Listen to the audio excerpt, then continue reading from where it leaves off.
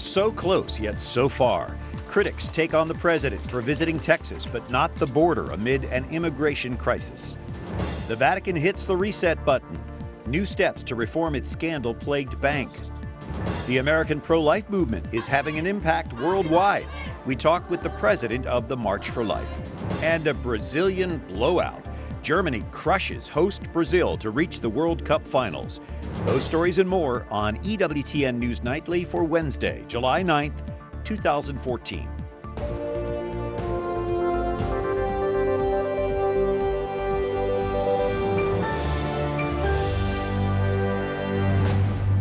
Good evening from Washington. Thank you for joining us tonight. I'm Brian Patrick.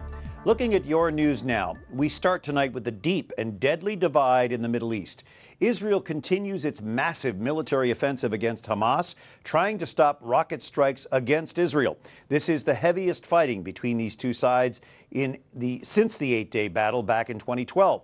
Israeli military officials say today alone they've struck around 200 targets, and this campaign will continue for some time to come. Palestinians say at least 20 people have died. The president of the Palestinian Authority says the situation isn't fair. What's happening in the Gaza Strip, the West Bank, and East Jerusalem is not a war between two armies. The Palestinian people are an unarmed people, people who live under occupation. Meanwhile, mourners spent part of the day at funerals for 8 people killed in yesterday's strikes.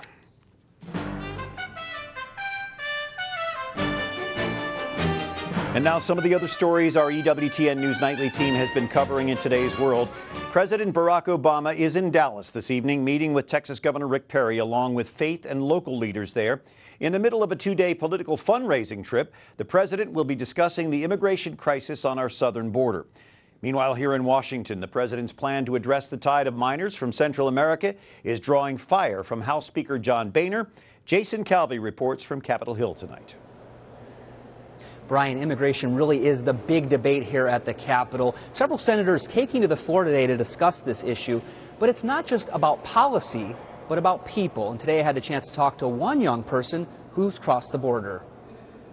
This young woman was kidnapped in her native Guatemala. She doesn't want the gangs to know she's here, so she's asked us to keep her face and name secret. Many things went through my mind, like, were they going to kill me? Were they going to abuse me? But they didn't do anything. They just kept me there while they asked my parents for money. So she fled to the border town of McAllen, Texas, to join her parents, who lived in the U.S.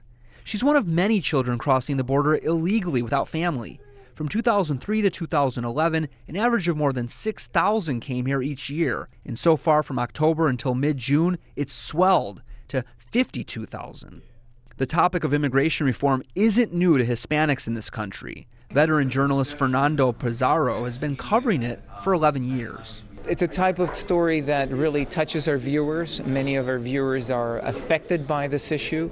So for that reason, it is of prime importance for us, and it continues to lead our coverage. The news of the day is personal for this 20-year-old. She's seeking asylum here in the United States. We come here because we want to study and get ahead, and in our countries, we can't do that. This young woman is about to graduate high school. Then she's off to college. And tomorrow, hundreds of immigration advocates, Catholic immigration advocates, are going to be right here at the Capitol. They're going to be lobbying and sharing that kind of story with the members of Congress. They're also going to be praying for immigration reform, refugees, and migrants. Brian? All right, thank you, Jason. President Obama rejected pressure from Texas Governor Rick Perry to actually go to the border for a first-hand look at this crisis. Those along the border in cities like McAllen say the need is there and it's urgent to see these problems firsthand. Unaccompanied children are showing up by the thousands along the border with Mexico. Central American children are being released to family members or into foster care while waiting for court hearings. In McAllen, Catholic Charities has set up a shelter at Sacred Heart Parish to help these desperate families. They fear for the lives of their children, and so the moms that we see here are saying that they rather risk the difficulties they will face along the way and what they're going through than know that their family, their child will be killed someday right there in their doorstep. So those are the stories we're hearing, why they're here. And typical of many of these immigrants, Telma Carmo from Honduras intends to travel with her 1-year-old son Adolfo to New York to reunite with her mother. She says she wants to find work so she can send money back to her husband and her in-laws. The Utah Attorney General says he's going all the way to the top to defend marriage in that state. Both a federal district court and an appeals court panel say Utah cannot deny gay couples the right to marry. But Attorney General Sean Reyes plans to file an appeal with the nation's highest court in the next couple of weeks. 10 years ago, Utah voters approved a constitutional amendment defining marriage as a union of a man and a woman. Cleanup is underway tonight in the Northeast after severe thunderstorms swept through that region late Tuesday. New York Governor Andrew Cuomo toured the damage today. A twister killed 4 people in the rural town of Smithfield, New York. At least 4 homes were destroyed. Meanwhile, in Maryland, a child at a summer camp was killed by a falling tree. 3 small tornadoes touched down in Ohio, and at least 1 other was sighted in Pennsylvania. Power crews worked throughout today to restore electricity to hundreds of thousands who lost it in the storm. Iraq's prime minister is making a bold accusation tonight. He says the northern Kurdish region is becoming a haven for Islamic extremists and other Sunni militants that have overrun much of the country in the past month. Nouri al-Malikai's comments are likely to cause tensions to spike in the central government's relationship with the Kurdish self-rule region in the north. He provided no evidence to back up his claims. The Kurdish security force has clashed repeatedly with the Sunni militants led by the Islamic State extremist group. Tens of thousands of Iraqi civilians have fled to the Kurdish-controlled areas to escape the militant onslaught. Another strain on the friendship between Germany and the United States. German officials are looking into yet another case of someone possibly spying against Germany for the U.S. Police have raided several properties looking for evidence, but so far they haven't made an arrest. This comes just a week after authorities arrested a German intelligence officer on suspicion of spying for the U.S. You'll recall last year, NSA leaker Edward Snowden claimed that the security agency spied on world leaders, including German Chancellor Angela Merkel. The U.S. Senate has confirmed the next Secretary of Housing and Urban Development.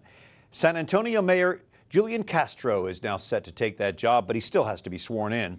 His nomination passed in the Senate 71-26. Castro has been gaining a lot of attention on the national stage in recent years.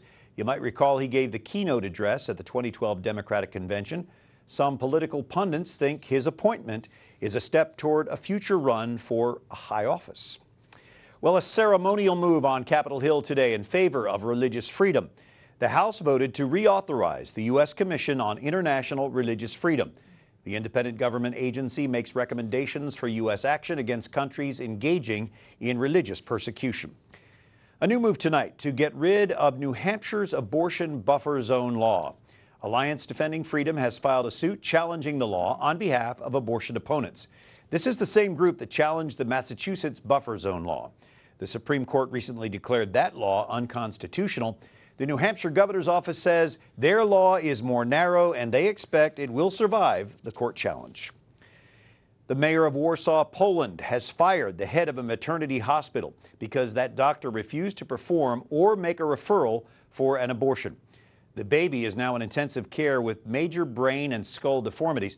The mayor says the Catholic doctor didn't tell the woman where she could get an abortion. You see, in Poland, a doctor can refuse to do an abortion for reasons of conscience, but has to make a legal, or has the legal obligation, I should say, to direct the patient to another doctor.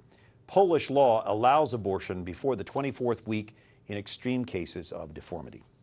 Jeannie Monahan, president of the March for Life, is with us, and I'd love to talk about that story and some of those others, but let's go directly to the lawsuit March for Life has filed against the contraceptive mandate by the HHS.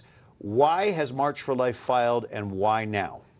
Well, the March for Life is different than any of the other hundreds of lawsuits that are currently in play right now, simply because we are non-sectarian. We're a non-religious organization. Inherently, we are non-religious, and so we don't seek, any of the same kinds of things that religious organizations can seek in this. But we do have in our founding documents that we believe that life begins at fertilization or conception. And so because of that, of course, we have problems with being forced to carry drugs and devices that can destroy life after fertilization or conception. Did the Hobby Lobby decision and then the following day the court's decision to uphold some of these other cases, Did that affect the timing of your suit?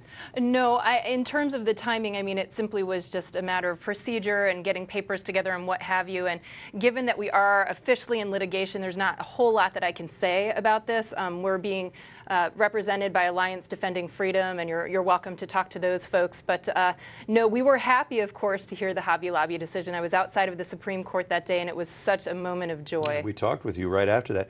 The pro-life movement seems to be gaining steam around the world, inspired by the American movement. How do you see the movement growing globally? Well, it certainly is growing globally. What happens is a bad law gets passed in another country, and then as a reaction to that, you'll see an uprising in marches and protests and what have you. So it's true that the United States has been sort of at the forefront of the pro-life protest and peaceful, prayerful movement. But in large part, it's because our laws were the worst in Western world for many, many years, and now Europe is in many ways following us. So this weekend, Ireland had a wonderful march in Dublin. Close to 60,000 people participated, and that it comes before a major decision that will be passed this week that could potentially open the laws up for abortion in Ireland. I've got to ask you about this remote-controlled birth control chip the Gates Foundation is funding. Lasts up to 16 years. What is your concern about this kind of technology and the Gates Foundation in general? I think anybody who knows the science of how some of these things work, even the pill, if you think of the pill and how it works on a woman's body, it's actually suppressing her reproductive system. I think anyone in their right mind should open their eyes wide and be a little bit nervous about this. 16 years, it sounds very scary to me. All right, Jeannie Monahan with the March for Life. Thanks for being back with us, and congratulations on your engagement. Thank you very much. We're very happy for you. Thank you, Brian. Thank you. Coming up, the Vatican Bank has a new president. We'll meet him tonight. And tackling Alzheimer's, a step that could make a difference in detecting this disease.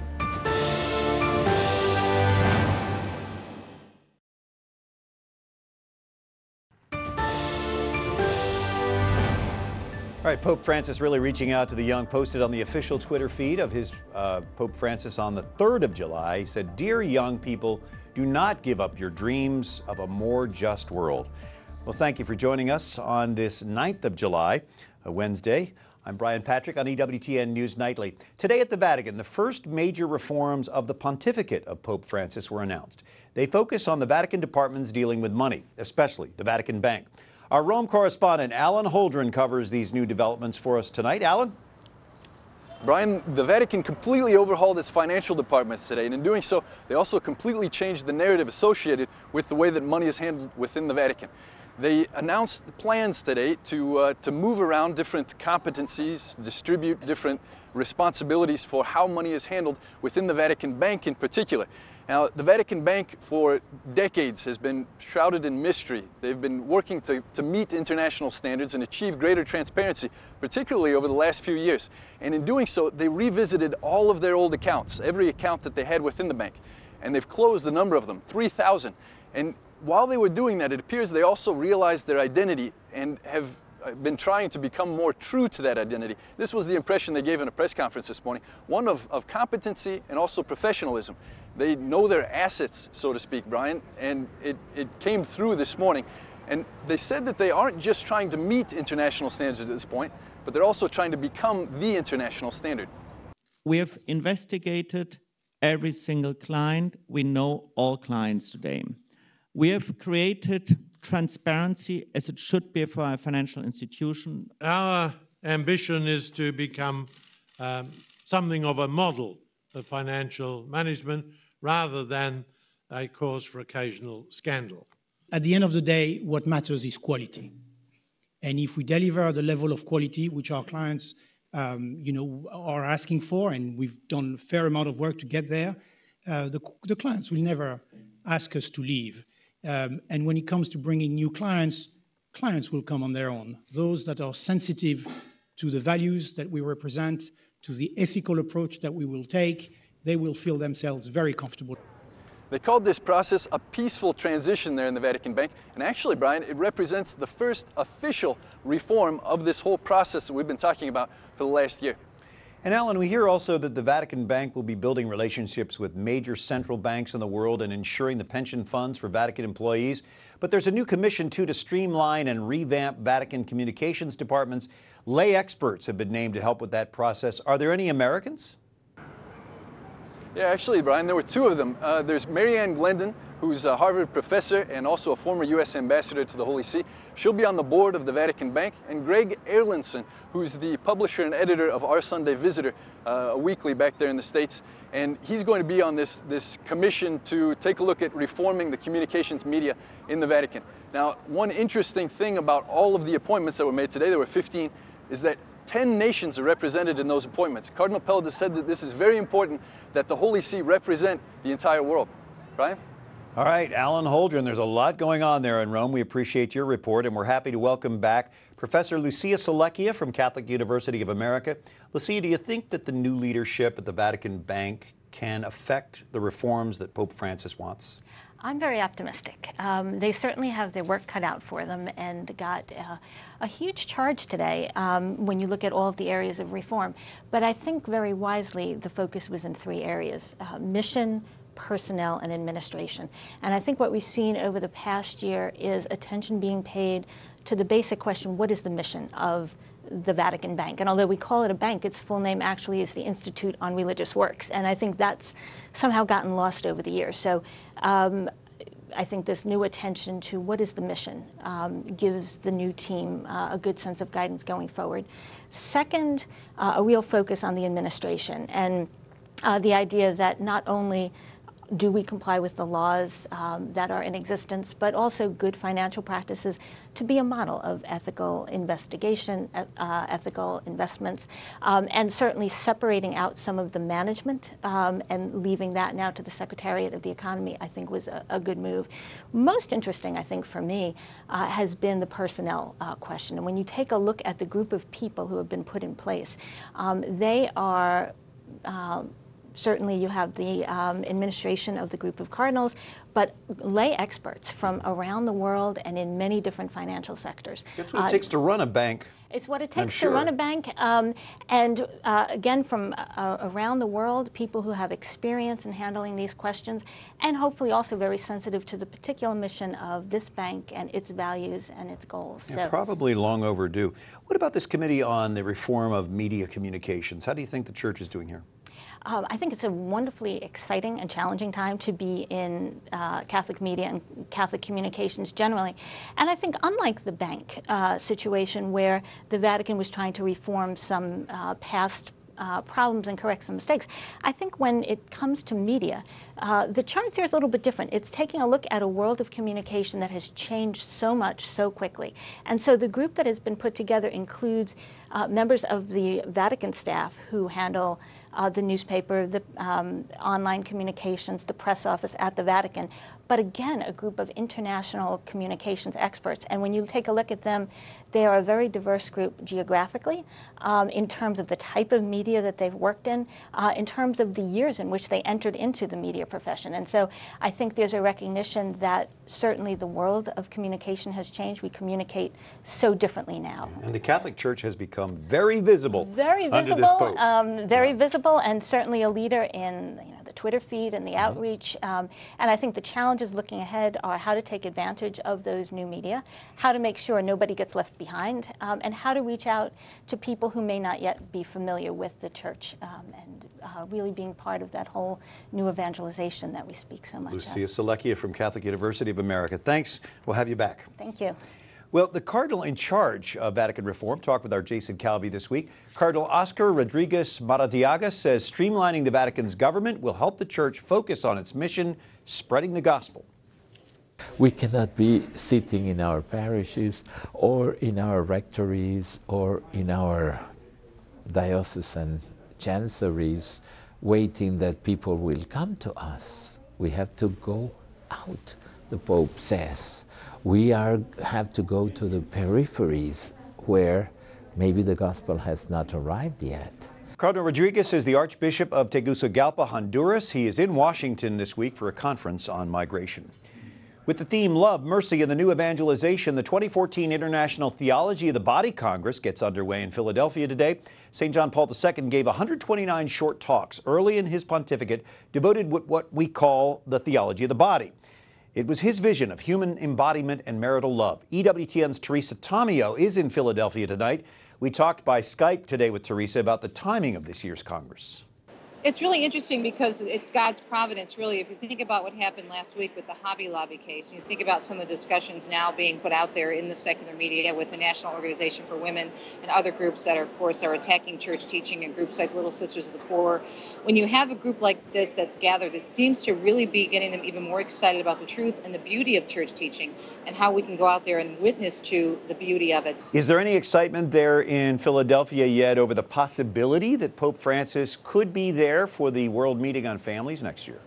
There's a lot of excitement building. There's a lot of discussion. As a matter of fact, last night, chatting with some of the organizers of the Theology of the Body Institute who are behind this Congress, there's already a great deal of talk in preparation, hoping, of course, that the Pope will be here.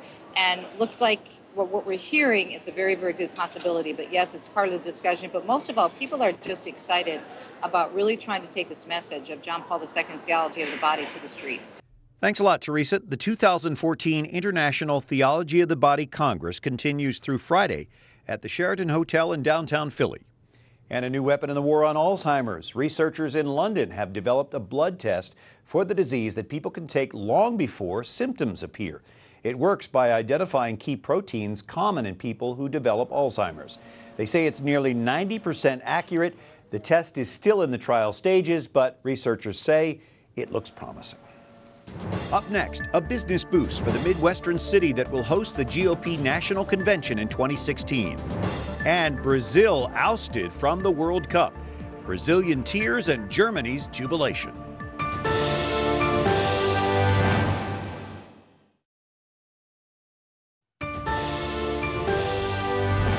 Thanks for joining us. I'm Brian Patrick, and tonight we know which Midwestern city will host the 2016 Republican National Convention. It may be a Democratic stronghold, but Ohio's largest city stands to gain a lot from Republicans who will gather there 2 years from now. Cleveland, Ohio has something to celebrate tonight. Pending a final decision, the city is now set to host the 2016 Republican National Convention. Whenever we come together as a community with a purpose of putting Cleveland first, we've always been successful. I've heard many people say, we're not used to finishing first. We're getting close, but not quite there. Today, we finished first in a very important competition. Ohio is always a key election battleground, with Republicans and Democrats fighting for the state's 18 electoral votes.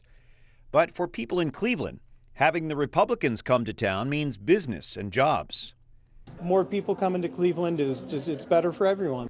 Whether they're providing services, members of the Republican Party, I'm pretty sure they're going to need some haircuts at some point. Oh, I think it would be great for business. I think it would be conducive for the whole city. Or selling merchandise. We'll probably staff up, make sure we've got plenty of inventory. The convention's start date hasn't been announced yet.